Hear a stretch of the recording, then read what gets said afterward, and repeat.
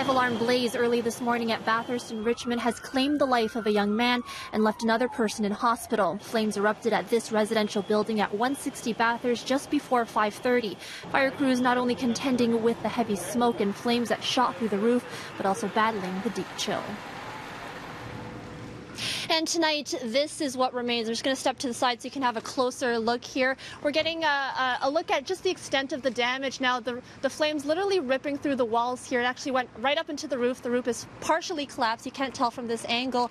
But the extent of the damage on the adjacent buildings, you can also tell from the scorch marks there. So the barber shop affected, as well as this building right beside on the south side of 160 Bathurst. So fire investigators still on scene here now, determining the cause and origin of this fire. The names of the victims have not yet been released, but we learned from the neighbors that the young male who passed away was actually the stepson of one of the barbers there at the barbershop. So a devastating tragedy, but what we've learned today is that the community here is a very tight-knit one, and they're banding together to help each other get through this devastating fire.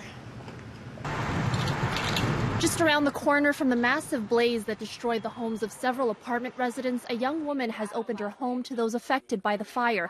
Charlotte Langley says she knows many of them well, having shared drinks and conversation over the years at the Football Factory, the pub on the corner.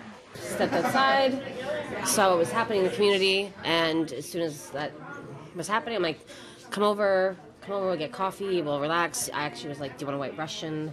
I don't know, like you're just trying to make somebody feel better with whatever you have. So lots of hugging and naps, and obviously doing a bath, doing a shower, doing clothes, whatever is needed, right? That's just what you do. My neighbors was banging on everyone's doors, get up, get out, let's go. I could smell smoke, I could see smoke.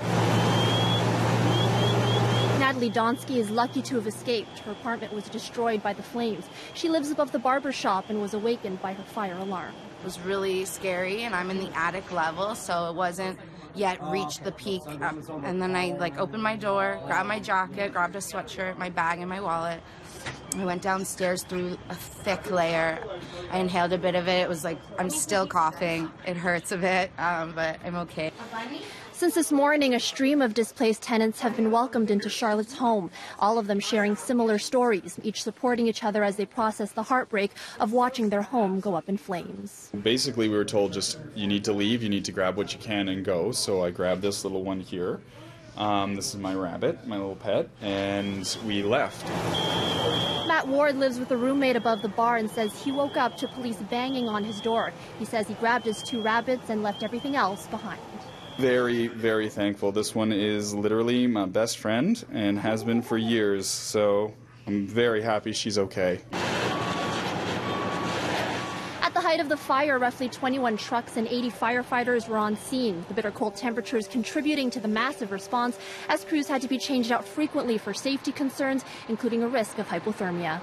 There's a lot of water that gets played on a fire of this size out into the sidewalks. Everything turns to ice.